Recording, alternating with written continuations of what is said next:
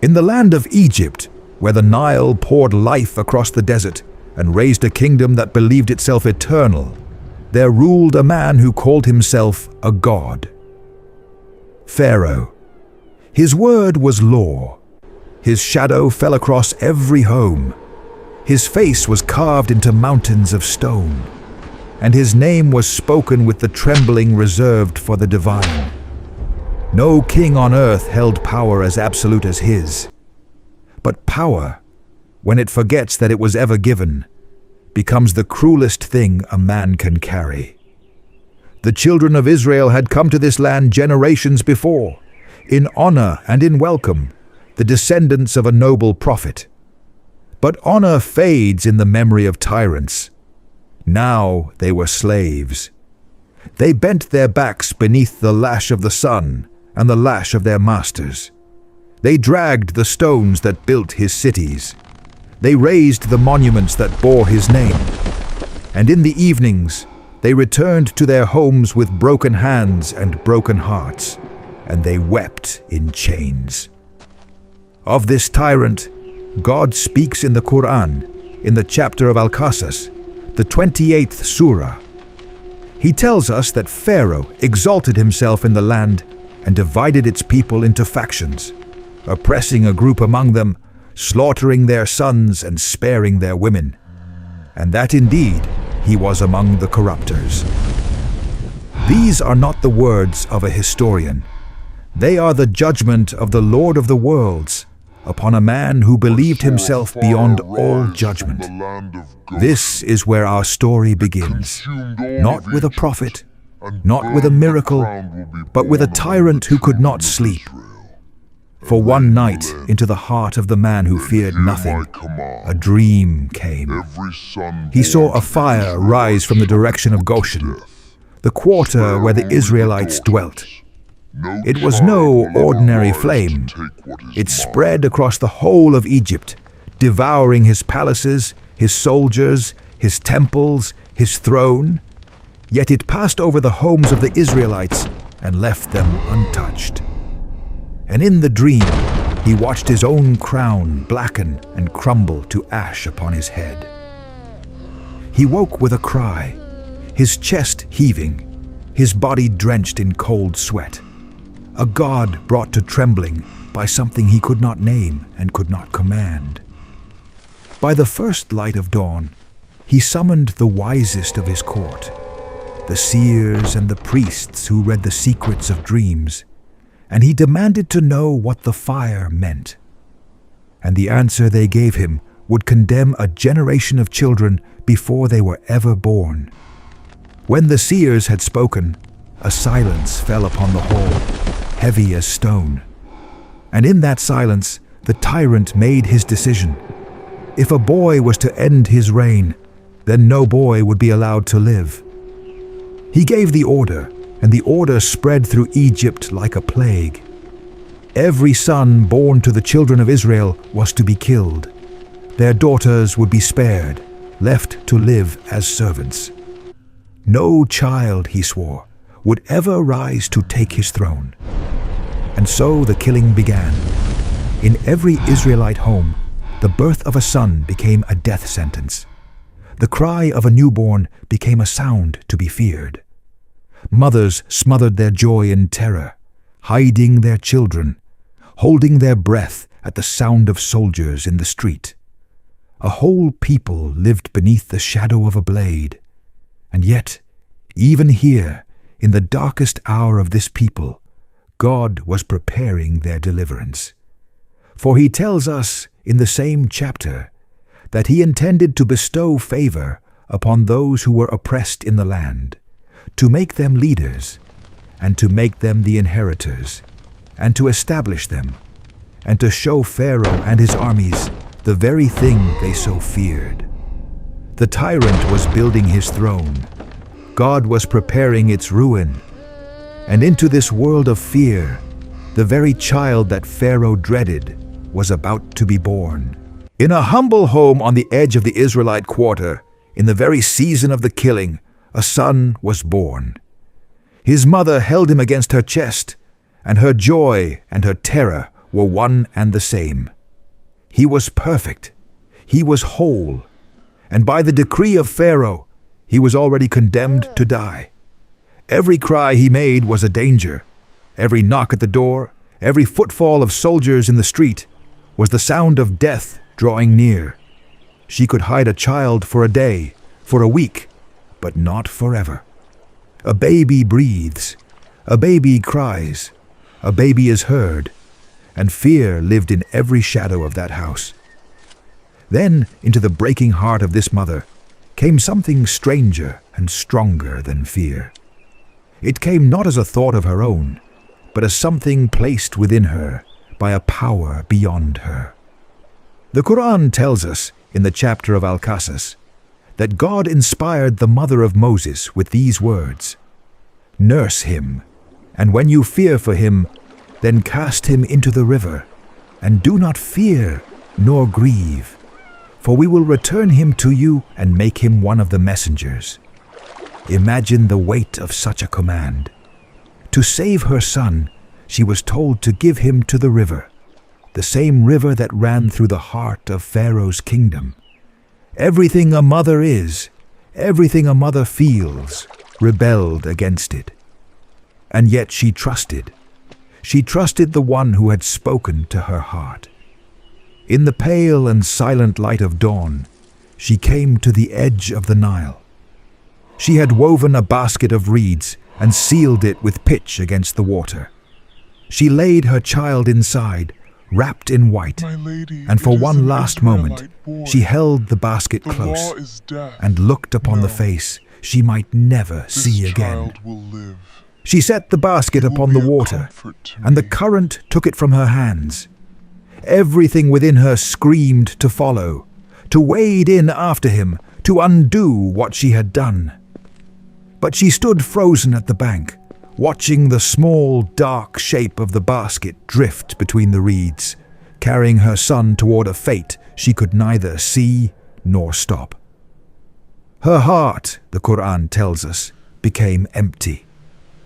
She would have called out his name and revealed everything, had God not strengthened her heart so that she would remain among the believers. She could not follow, but her daughter could.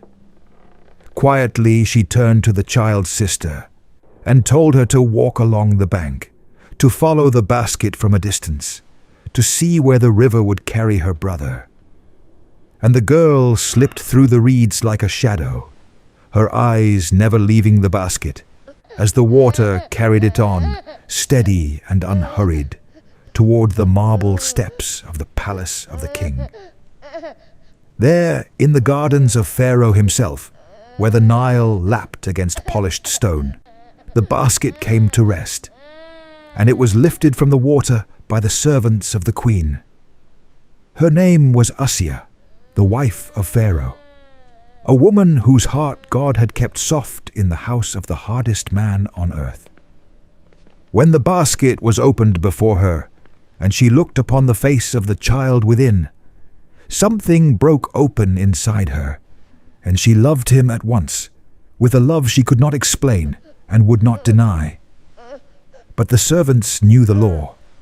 This was an Israelite child, and the law of Pharaoh was death. The decision belonged to the queen, and she made it without hesitation. So the child was carried not away from the palace, but into it, into the very house of the king, who had ordered the death of every boy like him. The river had carried him past every danger and laid him in the one place no soldier would ever think to search, the lap of the queen, beneath the roof of Pharaoh. The man who had drowned a generation of sons to kill this single child would now feed him, clothe him, and raise him as his own, never knowing whom he held. This is the quiet, perfect justice of God. He brings the thing the tyrant fears most into the tyrant's own home, and the tyrant cradles it. But the child would not feed. The women of the palace brought nurse after nurse, and from everyone he turned away, refusing the breast, refusing to be comforted. A child who will not eat will not live. And the queen who loved him began to despair. And then a young girl stepped forward from among those watching. The same girl who had followed the river to this very place. She told them, carefully, that she knew of a household that could nurse the child and care for him with all sincerity. Desperate, they agreed, and sent her to bring the woman. The woman she brought was the child's own mother. And so, the promise whispered at the river came to pass, exactly as it had been spoken. The child was returned to her arms, and this time not in secret and not in fear, but openly, honored and protected, paid by the very household that had sought his death. God returned him to his mother, the Quran tells us, so that her eyes might be comforted, and that she might not grieve, and that she might know with certainty that the promise of God is true. Though most of mankind do not know, the child grew within the walls of the palace, a son of Israel raised as a prince of Egypt. He ate at the table of the king, wore the linen of royalty, and learned the ways of the court. And when he reached the fullness of his strength and maturity, God granted him wisdom and knowledge. For thus, the Quran tells us in Al-Qasas, do we reward those who do good. Yet though he was raised in Pharaoh's house, his heart never forgot his own blood. He saw how his people suffered, how they were beaten and worked into the ground, and the sight of it weighed upon him. One day he entered the city at an hour when its people were unaware, walking its streets unseen. And there he came upon two men locked in a struggle. One was of his own people, an Israelite. The other was an Egyptian, of the people of Pharaoh. The Israelite cried out to Moses for help against his enemy. Moses stepped in to part them, and in the heat of the moment, he struck the Egyptian, a single blow of his fist. He had meant only to stop him, but the man fell and did not rise. He was dead. Moses stood frozen over the body, staring at his own hands, shaken to his core by what he had done. He had not come to kill. In his grief, he understood that this was the work of his own anger, and he turned at once to his Lord, confessing his wrong and begging to be forgiven. And his Lord forgave him, for he is the forgiving, the merciful. But Moses made a vow. Because of the favor God had shown him, he would never again be a supporter of the guilty. By the next morning, word had begun to spread, and Moses walked the city afraid and watchful, fearful of what would come. And there he saw the same man he had rescued the day before, once again caught in a quarrel, once again calling out to him for help. Moses rebuked him, for it was clear this man was a quarreler, leading him into danger.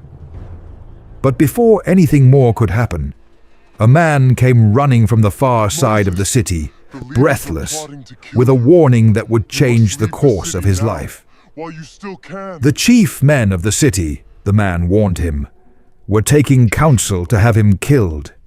He must leave now, while there was still time. And so Moses fled the only home he had ever known, alone, afraid, with nothing but the clothes he wore. He turned his face toward the open desert and prayed to his Lord to save him from the people of the wrongdoers. For many days Moses crossed the wilderness, hungry and alone, until at last he came to the wells of Midian. There he found a crowd of shepherds gathered, watering their flocks, pushing and crowding around the water. And apart from them, standing back from the throng, he saw two women holding their flock away, waiting, unwilling to press in among the men. Something in their plight moved him, and he approached them and asked what kept them waiting. They told him their story, and he understood.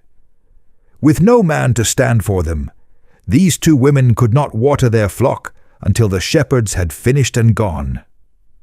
Moved by their need, Moses went to the well himself, drew the water, and watered their flock for them, asking nothing in return. Then he withdrew to the shade, and there, weary and alone with nothing to his name, he turned to his Lord with a quiet and aching prayer. He did not ask for wealth or comfort or rescue. He said only that he was in need of whatever good his Lord would send down to him. It was the prayer of a man who had lost everything and trusted entirely. And his prayer was answered sooner than he could have known. For one of the two women returned to him, walking shyly with a message from her father, who wished to reward him for his kindness. Moses followed her to the home of the old man, who was none other than the prophet Shuaib. There Moses told him his whole story, all that had happened, all that he had fled. And the old man comforted him, telling him he had nothing more to fear, for he had escaped the people of the wrongdoers. Then one of the daughters spoke, urging her father to take Moses into his service, for the best man one can hire is one who is strong and trustworthy, and Moses had shown himself to be both. The old man saw the worth of the stranger before him, and offered him something far greater than employment. He offered him his daughter in marriage, on the condition that Moses serve him for 8 years, and if he chose to complete 10, it would be a kindness from himself. Moses accepted the covenant. And so the prince who had fled in fear found in a distant land a home, a family, and peace. And for the years that followed, he lived as a shepherd, far from the throne of Egypt and the man who sought his life. When the years of the covenant were complete, Moses set out with his family, journeying through the night across the dark face of the wilderness. The night was cold, and the way was lost, and they wandered without direction. Then, far off on the side of a mountain, Moses saw a fire burning alone in the blackness. Hope stirred in him. He told his family to wait, and said that he would go to the fire, that perhaps he might bring back a burning brand to warm them, or find by it someone who could show them the road. But when he reached the fire, he found no ordinary flame. From the right side of the valley, from a blessed spot, from within a tree, a voice called him by his name. And Moses stood upon the holiest ground that any man had ever stood upon, for he was addressed by his Lord. He was told, "O Moses, indeed I am your Lord. So remove your sandals, for you are in the sacred valley of Tuwa. I have chosen you, so listen to what is revealed. There is no God but I, so worship me, and establish prayer for my remembrance." Then his Lord asked him what was in his right hand, and Moses answered that it was his staff, upon which he leaned, and with which he beat down leaves for his sheep. He was commanded to cast it down, and when he threw it to the ground, it became a serpent, moving swiftly, and Moses turned to flee in terror and did not look back. But he was told not to fear, and to take hold of it, and it returned to a staff in his hand. Then he was told to draw his hand to his side, and when he drew it out, it shone radiant and white, without harm or disease, a second sign. These were 2 proofs from his Lord, to carry before Pharaoh and his chiefs, for they were a people defiantly disobedient. For with these signs came the mission, the most dangerous mission ever laid upon a man. Go to Pharaoh. Go to the tyrant who had raised him, who had killed a generation to find him, who ruled the mightiest kingdom on earth and called himself a god. Go to him, for he has transgressed all bounds. Moses knew exactly what this meant. He knew the man, and he knew that he was wanted for death in that land. And so he turned to his Lord with a humble prayer. He asked God to expand his chest to make his task easy and to untie the knot in his tongue, so that men might understand his speech. And he asked for a helper from his own family, his brother Aaron, to strengthen him and share in his task. His Lord granted him all that he asked, reminded him of the favors already shown to him since birth, and assured him that he and his brother would go together, and that God himself would be with them both, hearing and seeing all. "Fear not," he was told, "for indeed I am with you both, hearing and seeing." رب اشرح لي صدري ويسر لي أمري واحلل عقدة من لساني. So Moses returned to the land he had fled, no longer a fugitive prince, but a messenger of God, with his brother Aaron at his side. He came before Pharaoh, and the king looked upon the child he had once raised in his own house, now standing in his court as a man, bearing a command from a power greater than any throne. Moses delivered his message plainly, that he was a messenger from the Lord of all the worlds, and that Pharaoh must let the children of Israel go. But Pharaoh met him with mockery. He reminded Moses that he had been raised among them as a child, that he had lived years of his life in their house, and he threw in his face the man he had killed and called him ungrateful. To prove that he was truly sent, Moses cast down his staff, and before the eyes of the entire court it became a great serpent, vivid and undeniable. Then he drew out his hand, and it shone white and radiant before them. But Pharaoh would not bow to the truth. He called it sorcery, the trick of a skilled magician, and he resolved to humiliate Moses before all of Egypt. He summoned the greatest magicians in his kingdom, masters of their craft, and set a day, a festival, when all the people would gather to watch. On the appointed morning, the people assembled in their multitudes, and the magicians came forward, confident and proud. They asked Moses whether he would cast first, or whether they would. He told them to cast. And so they threw down their ropes and their staffs, and by their magic the eyes of the people were bewitched, and the ground itself seemed to come alive, writhing and crawling with countless serpents. It was a terror to behold, and even Moses felt a moment of fear within himself. But his Lord reassured him, telling him not to fear, for he had the upper hand. "Cast down what is in your right hand," he was told, "and it will swallow up what they have made. For what they have made is only the trick of a magician, and the magician does not succeed wherever he goes."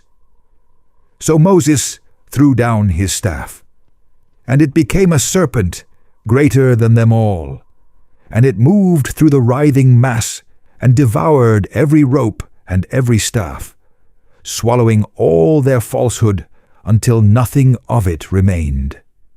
The magicians understood at once what the watching crowds could not. They knew magic as no others did. They knew its limits, its tricks, its every secret. And they knew, beyond any doubt, that what they had just witnessed was no magic at all, but the work of God himself.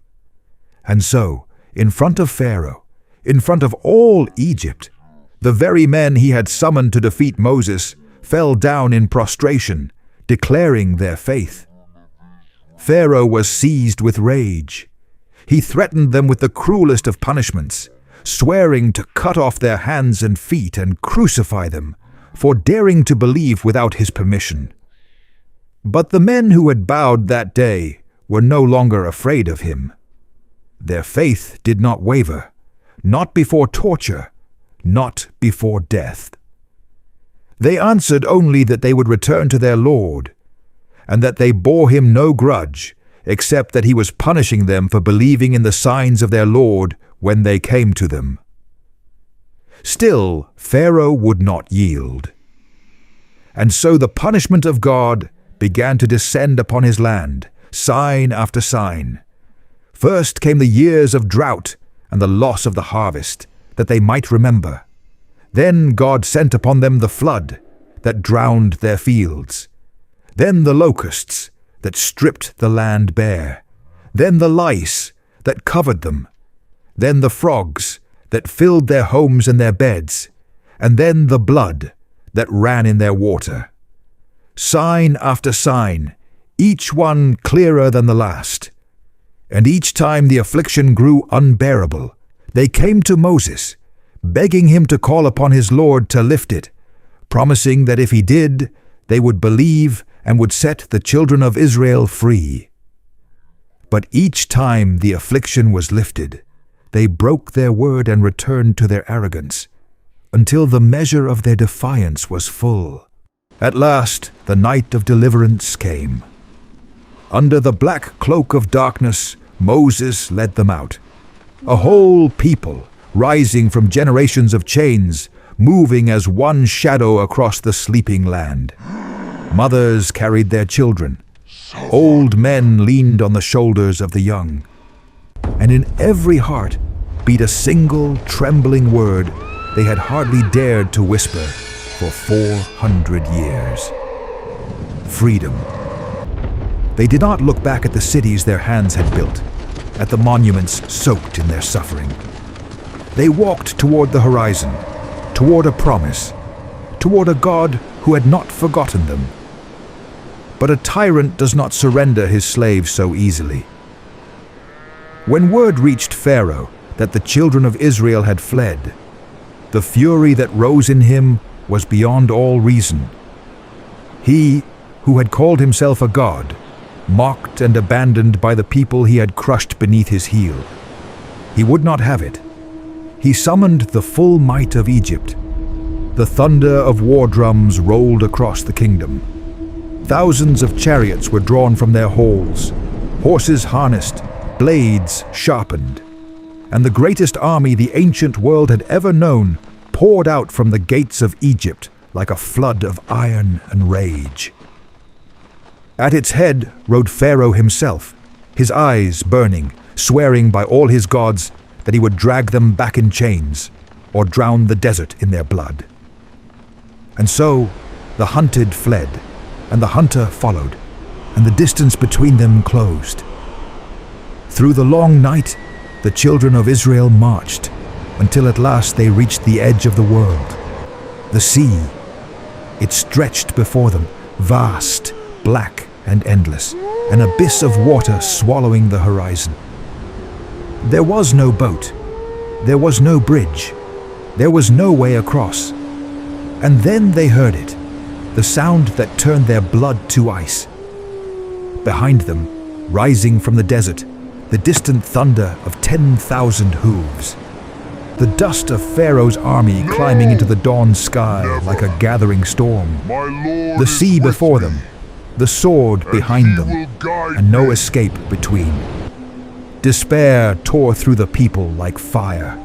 They cried out in terror, "We are overtaken! They have caught us! We are going to die upon this shore!" Panic swept from heart to heart, hands clutching children, voices breaking, the whole multitude trembling on the edge of doom.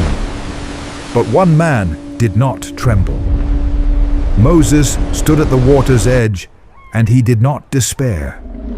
For his certainty did not come from himself.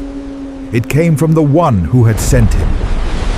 He turned to his terrified people, and over the rising wind and the screams of fear, he spoke words that defied everything their eyes could see. "No," he said, "never. My Lord is with me, and he will guide me." And then it came, the command of his Lord, descending upon his heart like lightning. "Strike the sea with your staff." Moses turned to face the endless water.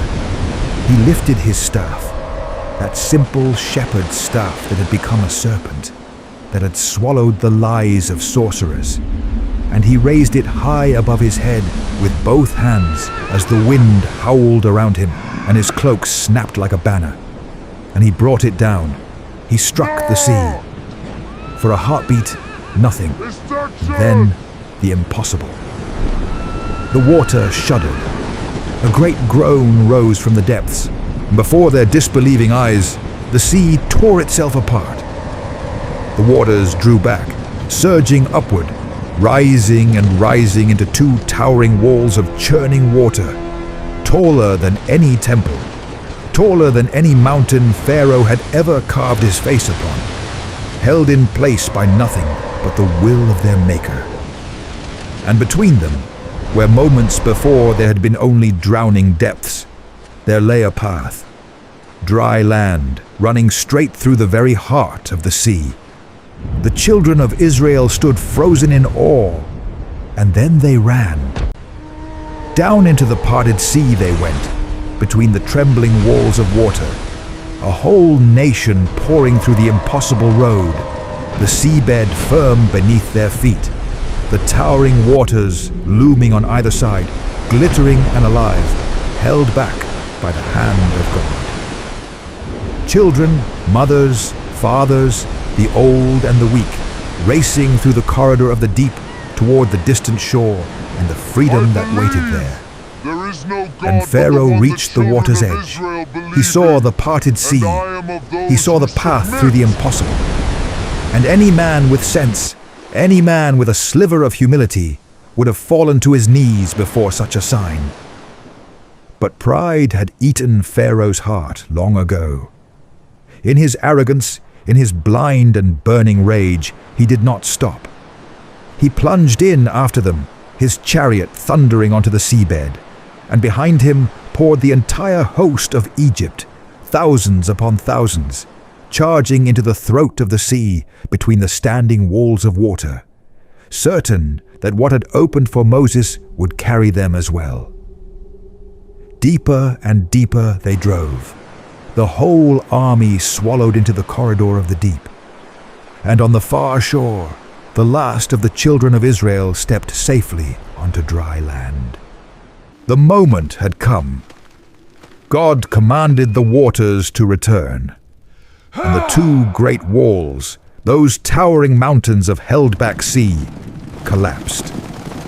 They came down with a roar that shook the heavens, a wall of water crashing from both sides at once, falling upon the mightiest army the earth had ever known. There was no escape, no mercy in the merciless thing they had chased. My lady, the sea closed over the chariots, over the horses, over the soldiers, over their screams, swallowing the full might of Egypt in a single thunderous instant. And Pharaoh, the man who had called himself a god, the man who had slaughtered a generation of innocents to escape a prophecy, the man whose face was carved into mountains, felt the cold water rise over his chest, his throat, his mouth. And in that final, drowning moment, as death wrapped its hands around him, the God-King broke. The truth he had denied his entire life burst from his lips at last.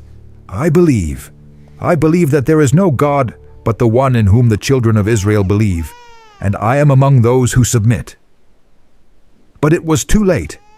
The time for faith had passed, spent on a lifetime of cruelty and denial. And God answered him. As recorded in the Quran, in the chapter of Yunus, the 90th, 91st, and 92nd verses, the reply came.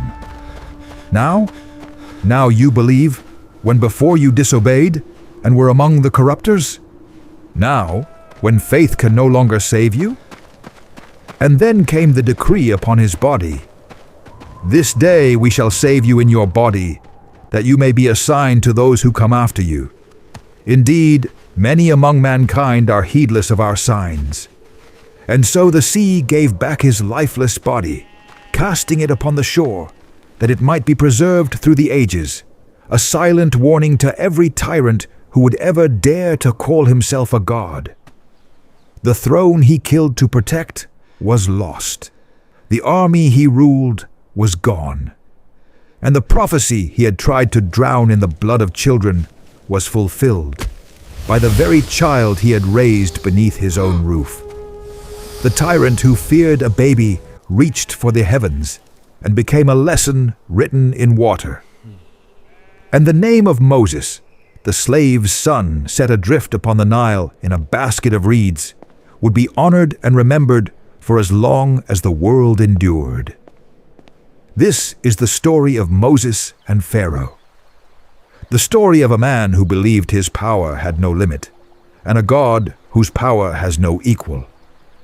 It echoes across the centuries, into our own hearts, and it tells us what every age must learn anew: that no throne stands forever, that no tyrant escapes the reckoning, and that the promise of God, however long it takes, however dark the night, is always, always true.